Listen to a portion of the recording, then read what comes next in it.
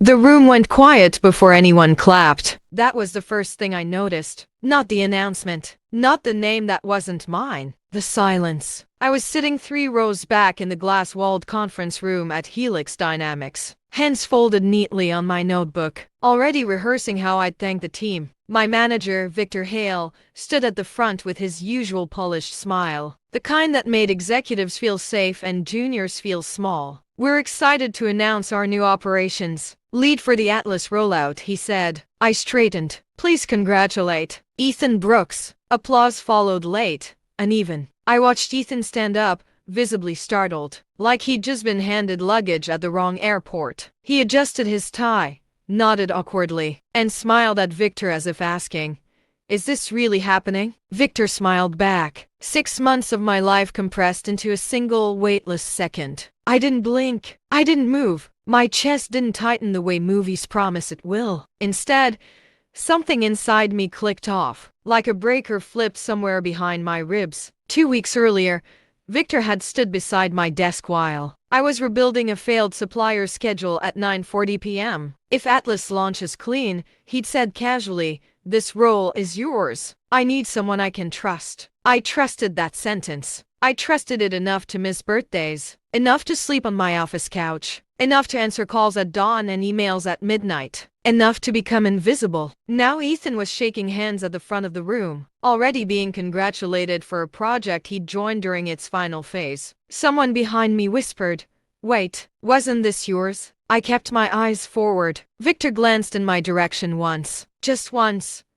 Not long enough to meet my eyes, long enough to confirm I was still sitting down, still compliant, still quiet. The meeting ended with scraping chairs and forced smiles. People avoided looking at me as they filed out, like grief might be contagious. One analyst brushed past and murmured, "I'm so sorry." I nodded, because that was easier than speaking. I walked back to my desk, sat down, opened a blank document. The office hummed around me, keyboards, printers, the distant laugh from Victor's office. My fingers hovered for a moment. Then I typed 2 sentences. No anger, no explanation, just facts. I printed the page and stood. Victor looked irritated when I knocked, like I'd interrupted something important. I placed the paper on his desk. He frowned, opened it, and started reading. Halfway down, his face changed. "Wait," he said, standing up. "This isn't funny." "It's not a joke," I replied. And that's when I realized he finally understood. But it was already too late. Victor laughed once, sharp and disbelieving, like the sound itself might rewind the moment. "You're resigning?" he said. "Right now?" "Yes." He looked past me, toward the glass wall, toward the floor where people were still moving between desks. "You're emotional," he said quickly. "Let's not make permanent decisions over temporary disappointment." Temporary. The word slid over months of weekends, late nights, and swallowed pride like they were crumbs on his desk. "You promised me the operations lead role if Atlas launched clean," I said. My voice surprised me.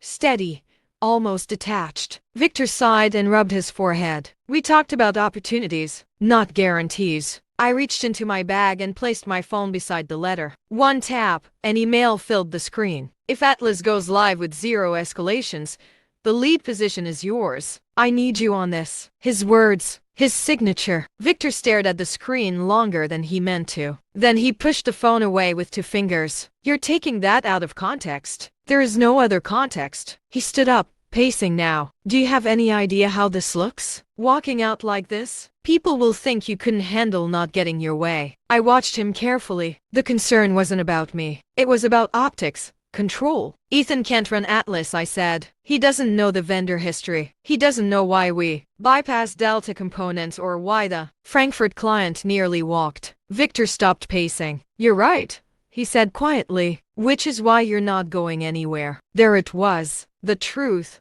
finally unmasked. "You'll help transition him," Victor continued. "A few weeks, maybe a month, then we'll revisit your role. I'll make it right." I shook my head. "You already made your decision." His voice hardened. "If you leave now, you're burning bridges." "I didn't light the match," I said. For the first time, his confidence cracked. "Think about your reputation, about stability, about how this industry talks. I stepped back toward the door. Think about why you need me so badly now. Silence stretched between us. You can't do this, he said again, softer this time. Atlas falls apart without you. I met his eyes. That sounds like a management problem. I opened the door. Behind me, Victor called my name, but not loudly, not urgently, like someone hoping a situation might still fix itself without effort. It didn't. I walked out past my desk, past the project board still labeled in my handwriting, past co-workers frozen in place, as if they sensed something irreversible had just happened. By the time the elevator doors closed,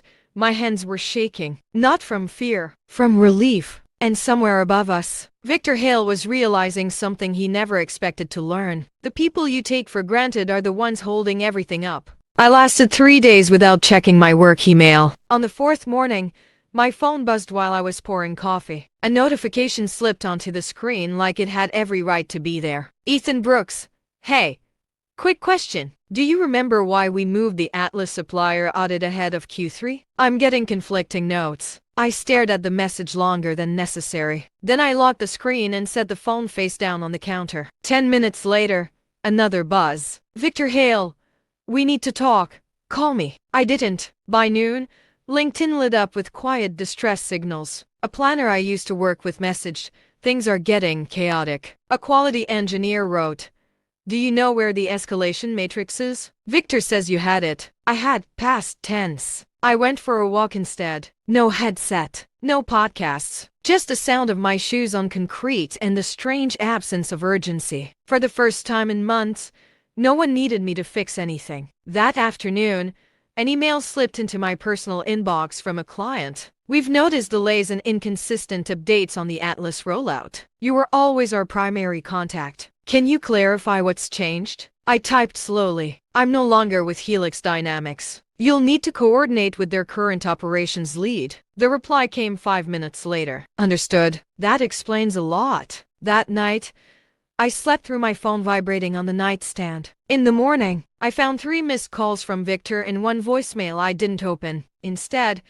I opened my laptop and updated my RSUM. For the first time, I didn't minimize what I'd done. I wrote exactly what I led, exactly what I fixed, exactly what I carried. 2 weeks passed. Then an unfamiliar number called. Is this Lena Morales? A man asked. Yes, this is Andrew Klein from Meridian Systems. We were referred to you by a European logistics client who spoke very highly of your work on Atlas. I sat down slowly. They said you handled an international rollout under extreme constraints, he continued. We have an operations director role opening next quarter. I'd like to talk. After we scheduled the call, I sat in silence, staring at the wall. At Helix, Atlas was unraveling. I knew it without checking. You don't remove the keystone and expect the arch to hold. The messages kept coming.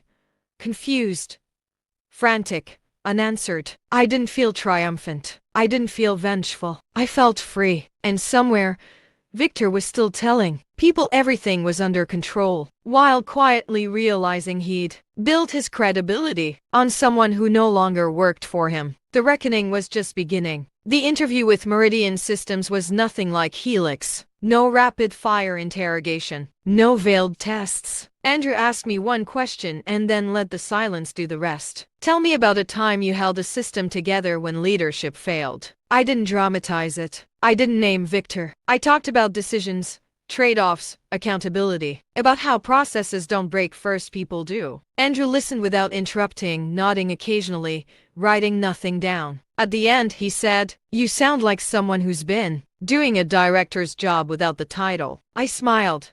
I have. 2 days later, Meridian made an offer. Real authority, real compensation, no vague promises, everything in writing. I accepted. The same afternoon, Helix finally cracked. A former colleague forwarded me a message chain by accident or maybe on purpose. Victor was scrambling. Deadlines missed. A supplier reinstated that should have stayed blacklisted. A client threatening penalties. Ethan was overwhelmed, asking basic questions he shouldn't have needed to ask. Then came the audit. Not the dramatic kind with boardrooms and spotlights. The quiet kind. Data reviews. Report comparisons. Questions about why. Victor's quarterly summaries didn't match operational logs. An internal compliance officer emailed me directly. We're reviewing discrepancies related to Atlas.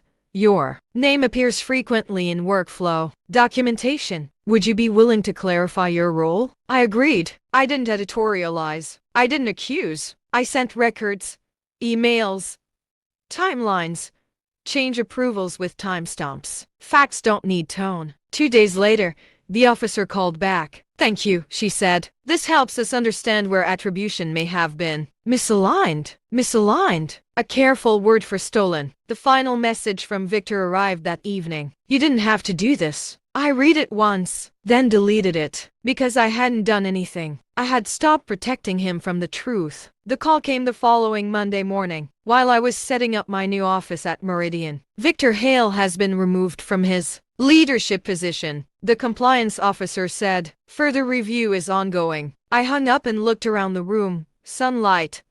A desk that was mine. A role that didn't require me to disappear to earn it. Helix didn't fall because I left. It fell because it was hollow. And Victor finally learned the difference between owning work and standing on someone else's. I went back to arranging my desk. There was nothing left to prove. 3 months into my role at Meridian, my phone stopped feeling like a threat. No late-night pings. No panic-drenched voicemails. No sudden emergencies disguised as quick questions.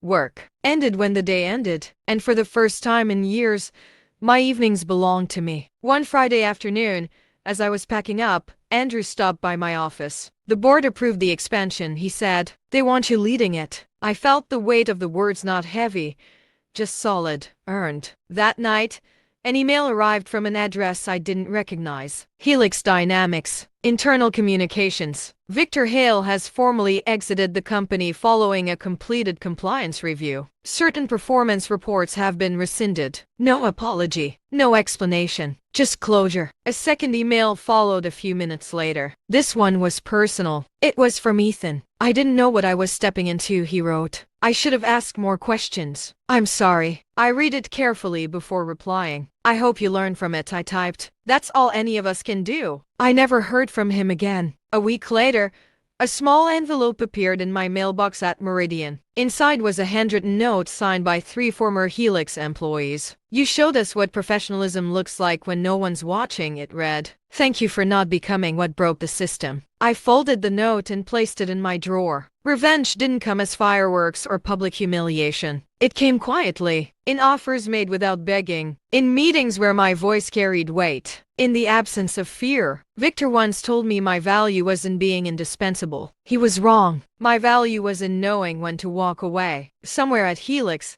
processes were being rewritten, titles reassigned, lessons learned too late. That wasn't my concern anymore. I had kept the only promise that mattered, the one I made to myself the moment I stood up, placed that letter on his desk, and chose dignity over permission. And that was more satisfying than any applause ever could be.